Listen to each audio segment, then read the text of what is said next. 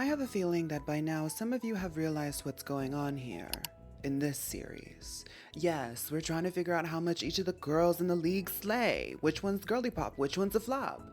But at the same time, it's also a really fun journey and exploration into the evolution of Pokemon. Each of the trainers in the Sinnoh League are principal characters in the story of Pokemon Diamond, Pearl, and Platinum. And say what you want, but like Romeo and Juliet would be nothing without the other people. Dramageddon would be nothing without the grifters. I've said it once, and I'll say it again. And by now, I know some of you can say it with me. Pokemon is the what? Highest selling multimedia franchise in the world. Everyone who's anyone and even nobodies have played Pokemon. Pokemon represents the times, and Sinnoh is an example of that. There's something about Sinnoh that's like so subtle, but still so slay. It's not my favorite generation by far, but there's something about it that you have to respect. And I hope that through this video, those of you who haven't been able to experience it, and those of you who have experienced it, we can all come to the same level of respect for the serve that Sinnoh gave. I mean, Sinnoh is the product of Nintendo inventing the DS. I mean, we were playing Generation 3, we were happy to even have a screen lit up in our hands, and now they're telling us we have two screens? How are we gonna play two Pokemons at the same time? The internet had fully exploded into worldwide use. Japan and America were trading inspirations left and right. MySpace was a thing. The Harajuku girlies had the scene kids in a chokehold and vice versa. And Pokemon, being the marketing geniuses they are, I believe were making an attempt to age with their audience, to give something a little bit more sophisticated, a little bit more mature. I mean, think about it. We started out with just colors, and then we end up with Diamond and Pearl. Unlike Ruby and Sapphire, the generation before, Diamond and Pearl don't really give a blank color. You have to be a little bit more mature and elevated to understand that instead of a pearl being white, it's iridescent. Instead of a diamond being, transparent, it's got a brilliance to it. All of these little things help to create the League of Sinnoh. And while it feels more subtle than, say, Generation 5 or Generation 3 or generations that came after 5, I think you'll start to realize that it was all intentional, and each of these trainers have something to dig a little bit deeper into. So let's figure out just how Girlypop the Sinnoh League is. But before we get started, we have some things to address with the Girlypop Research Fund. I want to thank everybody who's joined the Girlypop Research Fund. This is our YouTube membership, and it's a really great way to directly support this project. I am a one-person show. I do everything myself, and I'm trying my best to push myself further. So thank you all so much for believing in me. Tropixel says, going to the local canyon and destroying rocks with my baddies. And to that, I say, T. Starting off with Roark, or as his Japanese name likes to call him, the man called the Rock, the Rock Man. ザ・ロックと言われた男。 Look, he's following in the footsteps of Brock and Roxanne, and you're gonna see it in the team, you're gonna see it in the gym. I will say this. I actually like his look the most from the trainers that we've seen so far that exist in the rock type, but unfortunately the rock type's aesthetic is dry. We've looked at every angle possible with the rock type at this point. We've looked at TCG, we've described like personalities of the rock type, we've ranked every single one of the rock types. I'm sure there's other angles to take, but every single time we as Girlypop researchers like to come together to figure out what's going on with the rock type, we always come to the same conclusion. It's giving rock. And I'm not saying that like flying type always gives bird or water type gives water. I mean, you see it in the ground type too. Like the ground type sometimes give comedy. The water type is about eleganza. The ice type has some eleganza too. The fire type has a certain fierceness. The bug type is really eclectic, but the rock type is just tongue and cheek. It's just rock. And Roark gives rock. When it comes to the looks of the trainers in Diamond and Pearl Generation 4 and their re-releases and their remakes, There's not really a lot to be said. If anything, they take the really artsy sort of 2D style and just create a 2020s version of it in 3D. I know that Brilliant Diamond and Shining Pearl got rigged through the coals, but I will say that like the sticker templates that we see, the actual full renders of the trainers, I think they look quite polished and nice. There's not a lot of like stylistic elevation there, but it's a good representation of what they might look like in 3D. I personally prefer the sprite work and the artwork from the previous Generation 4 like 2000s version, and I will say this batch of trainers has a lot of really iconic scans in the manga. The weird thing about Roark, and we're going to talk about this Byron too, he's not necessarily referencing a lot of fashion of the time, but there is little fashion elements there. I love that the bottom rim of his glasses matches the line of the hat that he's wearing. And also, let's give credit where credit is due. His hair is laid, that color of red is gorge, and the bang is iconic. But then that's where it ends, because when we get to the gym, it's a carbon copy of Brock, and Brock was already kind of boring. And then when we get to the team, I do like where the rock type is going.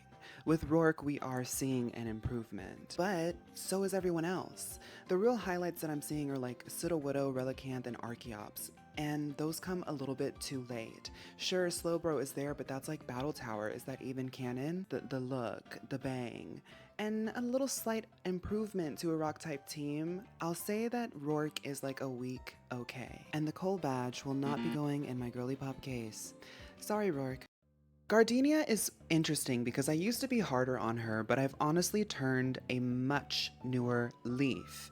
I think because now that I'm doing YouTube, I'm really challenging myself to create a little bit more nuance in my conversations. At first, when I first started out making content, I was just making TikToks, just rambling off my brain. But now, like, I really do, like, make an effort to, like, dig into the references and, like, give the girls a little bit something more meaty.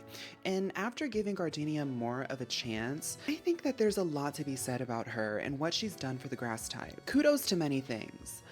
Kudos to the fact that she's the first one to follow in the footsteps of the icon Erica. I don't know if anybody's noticed so far, but none of the girls in the other leagues even dared to challenge Erica, because Erica set a standard that is nearly impossible to match. Like, that's one of the icons of Pokemon. Like, there's a reason why she's one of the characters who is one of the most expensive things to obtain in Pokemon TCG Pocket on launch. Like, her legacy carries weight, and Gardenia is brave enough to challenge that. But kudos to the fact that Gardenia does it in a way that's different.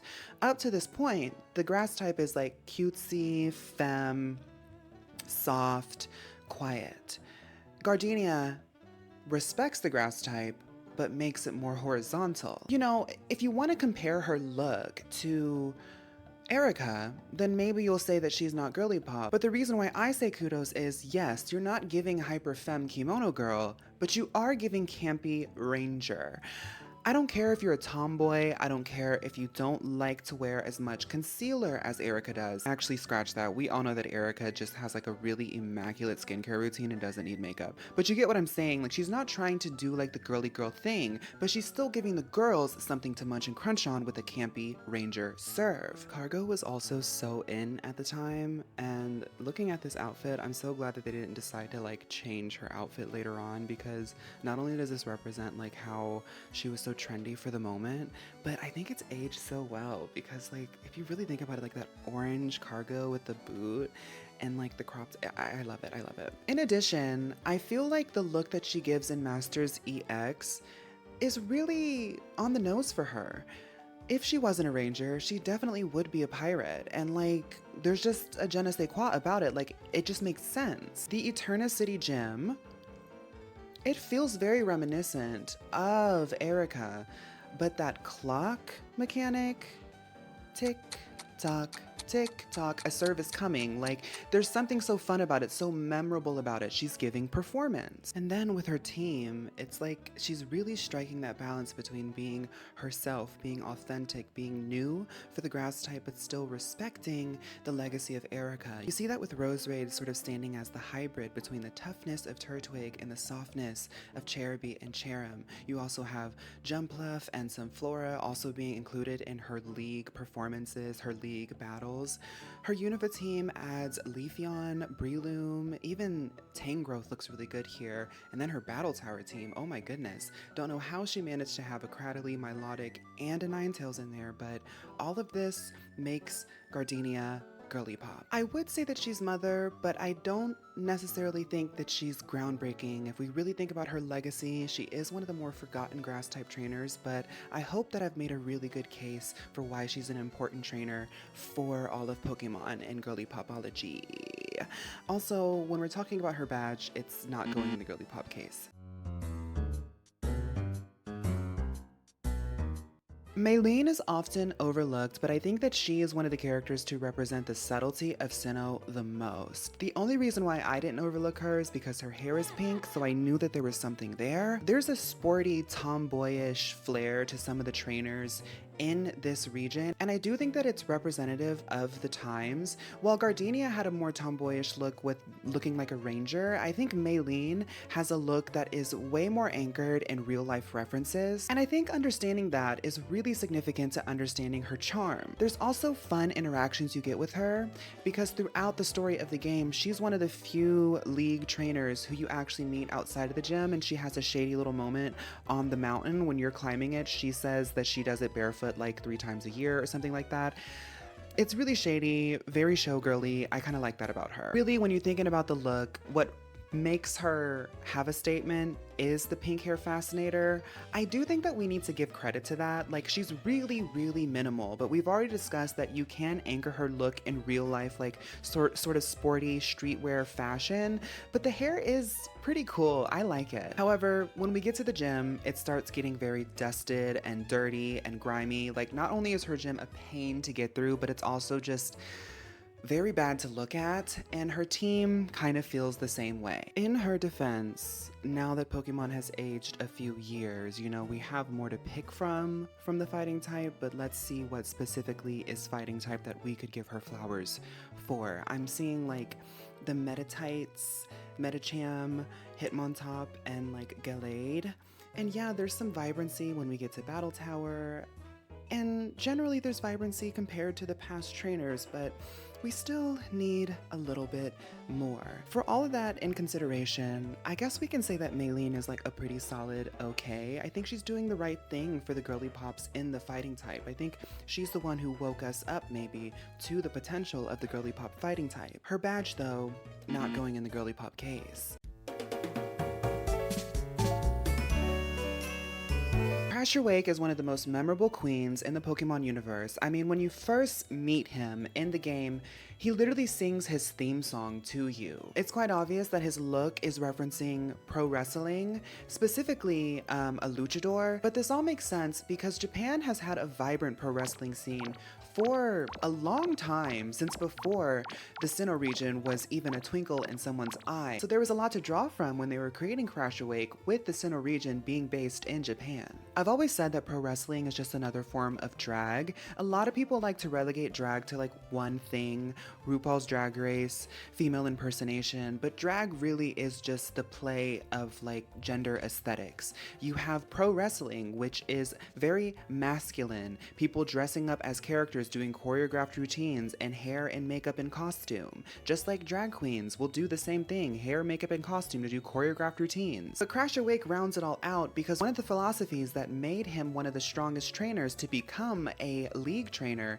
is the fact that he battles like he's coordinating. His character is known for choosing moves that are more fun, and he encourages other people to do battles in a more fun way. So if he really appreciates the visual performance, the fun aspect of battling. It would make sense that he would prefer actual combat because he likes to do like pro wrestling type of combative performance as opposed to sort of singing and dancing like the contest girlies are doing. It all makes for a really unique and memorable trainer. His gym feels a little bit like Misty 2.0. There are a few Sinnoh trainers who are following in the footsteps of gym design that we saw in the Indigo/Kanto League. I can't really hate on that. Some of them work, some of them don't, but I do think his team is really well made and represents him well. I love Crash Awake's team.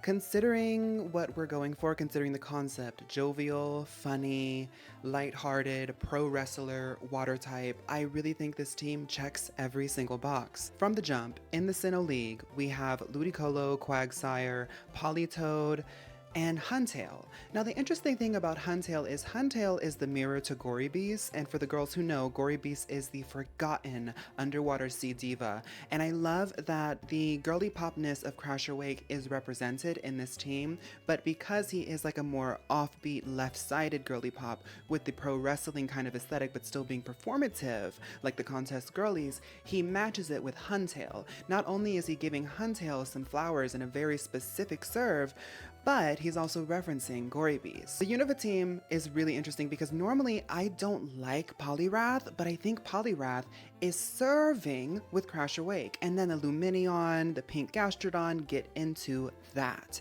Now the Battle Tower team. I think we can finally say like Battle Tower is a little bit interesting with the Sinnoh League because they do appear in a Battle Tower in Brilliant Diamond Shining Pearl, but sometimes it's just like not feeling canon.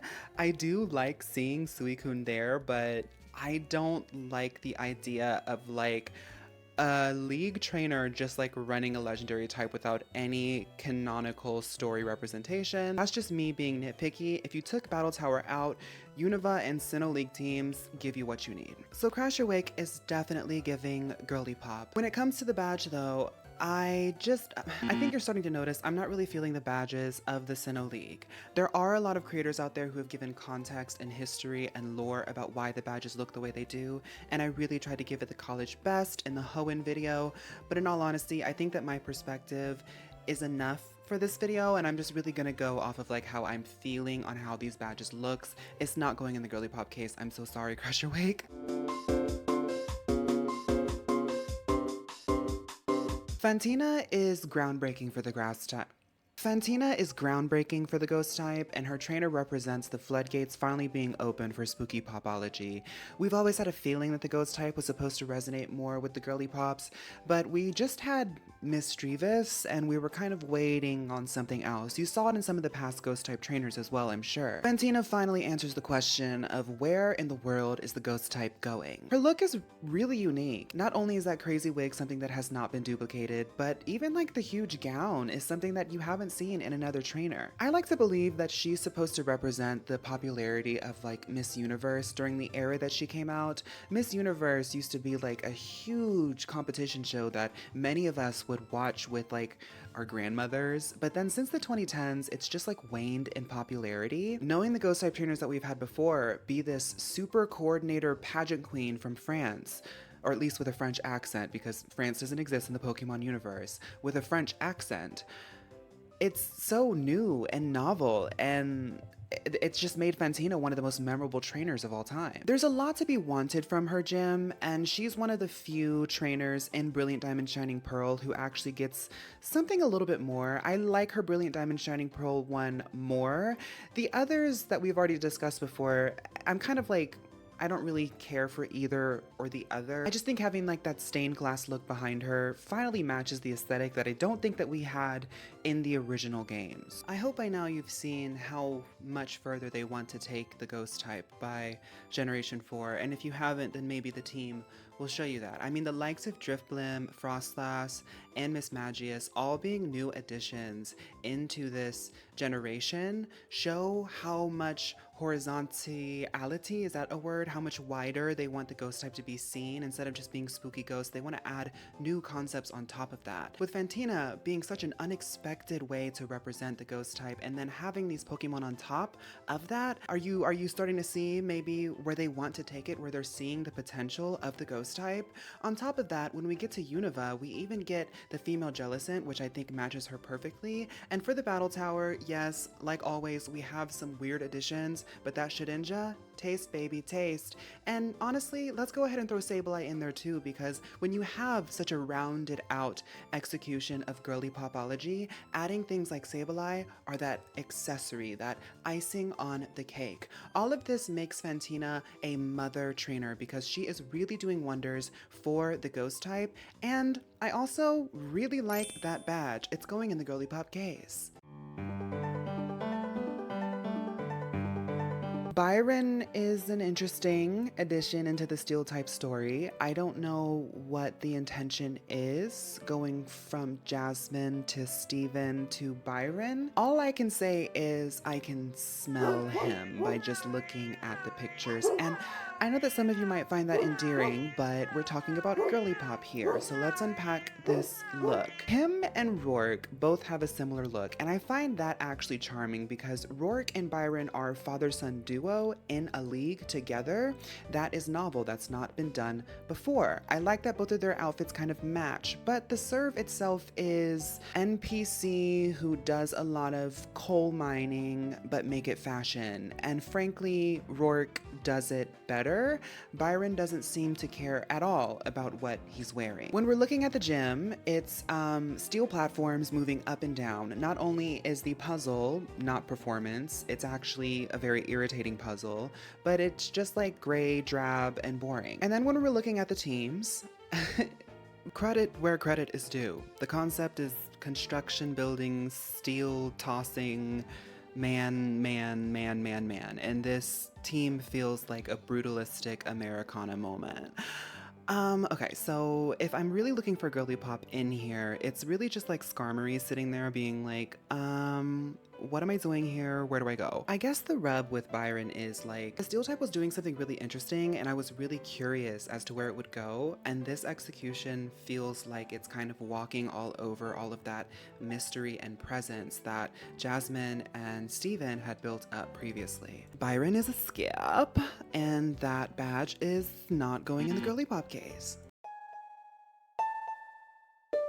Candice did wonders. Candice is she is like, okay, let's just first get into the look. Candice's look represents that like schoolgirl hyper kawaii aesthetic that was invented kind of in the mid 2000s and then never left. I know the schoolgirl aesthetic had existed before, but that like sort of campy iteration of it, like really making it an elevated fashion statement, I feel like it happened at that time period and we just are still reeling from it. And I love that Candice is like a progenitor character of that aesthetic. So now that I've gotten that off my chest, Candice as a character is also super ultra kawaii, like almost like dripping so much with kawaii that Iono would like, if her and Iono were in the same room, I think that a black hole would form, or like a pink one filled with glitter. Like, she really is a girl's girl. She is such a weeb and she's not really afraid to express it. She also goes even further, which is typical of somebody of this caliber, by giving us a master's look. I think this is really cute. I especially love the pink version. Now her gym, hate it, but that's just because I don't like those kinds of puzzles. And as the gyms start to grow, I think we're starting to realize that a puzzle is a really big factor in how the gym's performance is, because it kind of is the theater of it. It's like, what kind of show are you trying to give the trainer? What kind of challenge are you trying to immerse them in? I don't like those ice block challenges. They make my brain hurt. So Candice is like the Whitney, you know? This is a standard Girlypop serve. We have Sneasel, Weavile, Glaceon, Metacham, Frostlass, and Jinx as their debut Sinnoh League team. And then in the Battle Tower, having Lapras and Cloyster, and like even a little bit of a meme queen moment with Regice. Obviously, Candice is a mother. I do think that she has finally taken the torch that Laura Lee tried to carry, that Glacia tried to carry, and took the full opportunity with being a gym leader to put the stamp of girly popology into the ice type. The badge is better than most, but still just like not enough for me. It's still not going in the Girlypop case. Volkner is a really special character to me, and after the discoveries and discussions we had about Lieutenant Surge, I'm noticing a through line, a pattern about the electric type boys, if you get what I'm saying. There's a smell in the air, you know? And if you think I'm being crazy about these two, they're the only league trainers of the entire league who uses seals on their Pokeballs. Yeah, the thing where you put glitter inside of a Pokeball so your little Pokemon can come out and sparkle.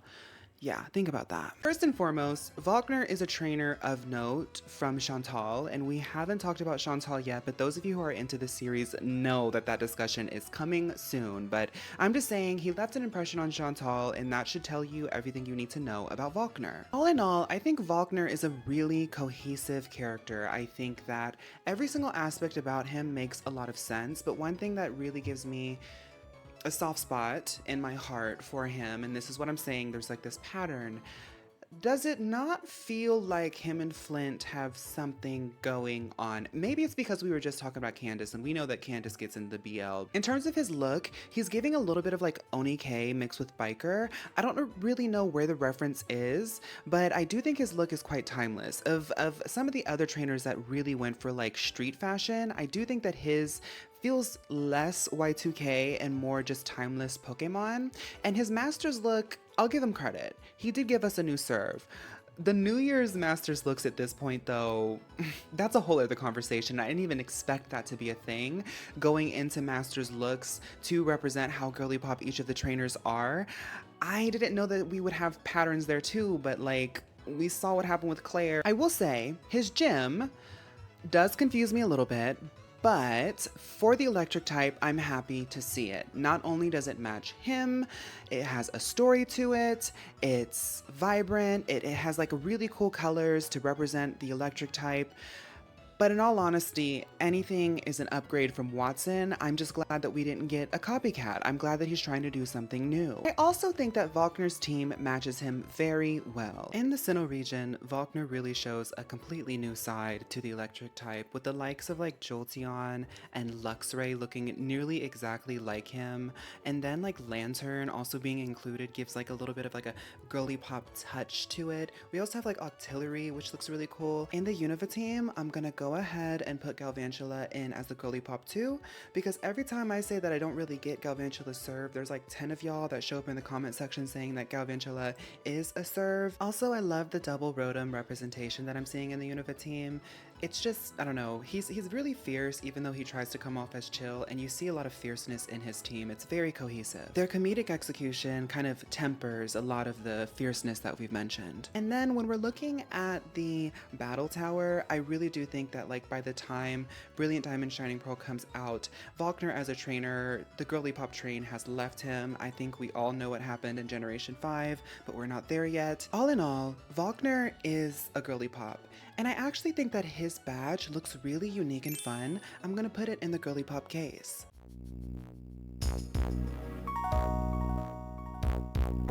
So I have to actually re-record this because I actually like continue to learn more and more as I'm trying to get like supplementary media to illustrate what I'm talking about, and I realized that a lot of the Elite Four doesn't really get a chance to show their true personality until you really see all of their different representations throughout the era of Pokemon. Like even in the manga, Aaron and the rest of the Elite Four, other than Flint, doesn't really get a lot of presence, but when you see it all together and add it all together, you kind of get a better picture of what Aaron is and the others. Initially, I had like went in on Aaron, like because Aaron is the one after Bugsy, right? Bugsy's a really important character to us, but now I'm kind of seeing Aaron as more like Tails the Fox in the era of like Sonic X, and I do like a lot about what he has. Like, I guess because he looks like Tails the Fox and because Tails the Fox is one of my favorite characters of all time, I'm warming up to him. In terms of the Elite Four rooms, all of them are pretty much more or less the same. I think the best one that you'll see in all of them is going to be the Platinum rooms, because they add a little bit more flair. You know, like back in the day when Pokemon would do the third release, they would always add like more visual flair, so you get that in Platinum, and I'm sure you've seen that in some of the gyms as well. I do think that Aaron's team matches him really well, much like how Crasher Wake's team matches him really well. Aaron does say that he likes Pokemon that are both beautiful and nasty mean. I don't know what nasty mean means, but I do kind of see it in his team. You see it with like Drapion and Yanmega and Caesar. He also has like beautiful Pokemon like Beautifly, Dustox, Flygon, Vespiquen. I think that this is a really well-made character, and it's unfortunate that Aaron doesn't get a lot more screen time and time to like flesh himself out. With all that being said, I don't think that Aaron's a full Girlypop, especially in comparison to Bugsy. We do have to compare him to the legacy of it all. So I'm gonna say that Aaron is okay.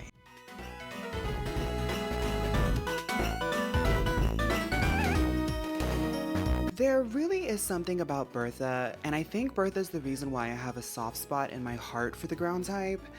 I don't really think that she has the most intense serve. In all honesty, she's probably one of the most forgettable Elite Four members, but there's just something so demure and charming about her. And I know I keep saying charming, charming, charming, charming, charming all throughout Sinnoh, but Sinnoh has a lot of charm. I'll say it again, but this is not my favorite generation, but there's just something about this that is just dripping with personality, and I feel like a lot of love. You see that in Bertha. This character doesn't have like the most high fashion glamazon look. She's not even going for like really hard concept. It's very pedestrian, but it's also put together, minimalistic, normcore. I like that her eyes match the brown scarf, that the brown scarf represents the fact that she's a ground type trainer. All of this adds a personality to the ground type that I feel like might have been missing up to this point, and not to create a pun, but to create the line in the sand between what gives a rock type aesthetic and what gives a ground type aesthetic. I think Bertha is kind of the point where we realize that. To avoid being repetitive, I'm not going to sit here and say what I think about each of the Elite Four rooms. Platinum is the best. Look at the Platinum Bertha room. Looks great. Love Platinum. Love Platinum. While Bertha sits in the background, there's a lot of just huge subtleties to her, and the more you dig into her, the more that you come to love her. She's a cutie pie, and her team actually is one of those like rare girl teams where it's all girls. It like specifically they make the gender of all the Pokemon a girl, and the only time she changes that up is on her Nidoking. I think that there's some complexities to that too, because Nidoking has that like really deep purple coloring. It's like that royal feminine coloring on top of Nidoking. It's very yin and yang, very sophisticated in its serve. The real first impression Girlypops are Sudowoodo, Quagsire, and Whiscash, but like I said, there's more to dig into with this team. All in all, I want to say that Bertha does a lot for the ground type, and while it's quiet, it is significant. Bertha is a Girlypop.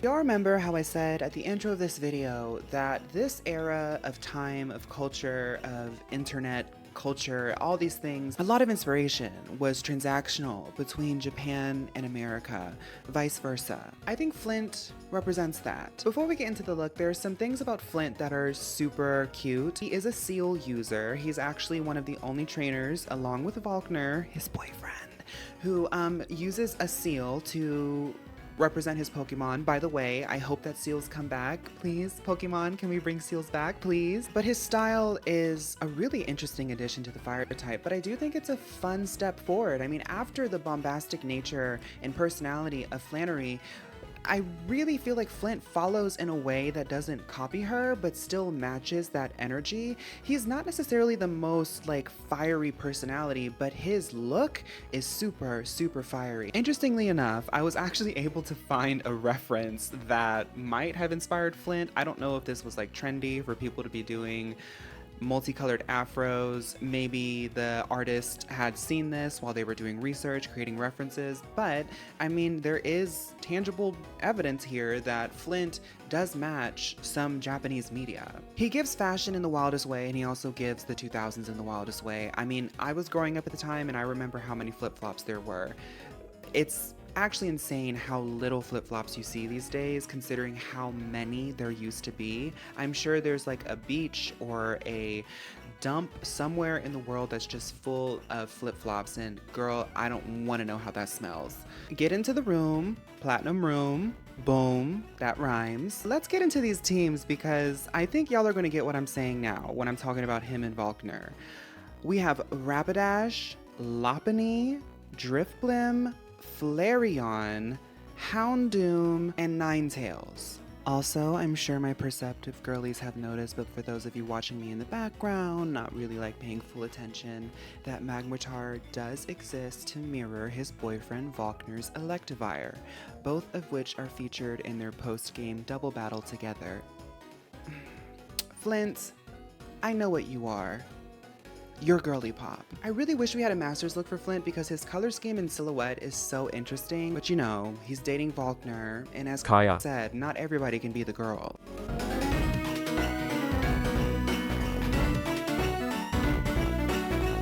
Speaking of the girls, we have Lucian. Now, Lucian likes to read. The library is definitely open with Lucian. And as much as I think Lucian looks fantastic and so interesting, and I think it's so curious how the psychic type Elite Four has evolved this way. There's something going on there. Lucian literally has nothing else to go on. Like, there's nothing to talk about with Lucian. He literally just reads. If you thought Bertha was the background character of the Elite Four, Lucian is even more so. Get into the room, boom. But let's talk about the team, because that's really all we've got. Lucian features Mr. Mime, Metacham, Giraffarig, Espeon, Gallade. Even that Slowbro is a little bit charming in this composition. Look, this is a rare serve, and it's a rare moment that this kind of works out because this character really is vapid in many regards. Like, there's not a lot to draw from, but the look, Lucian's given visual queen, and at the end of the day, it's working. Girlypop.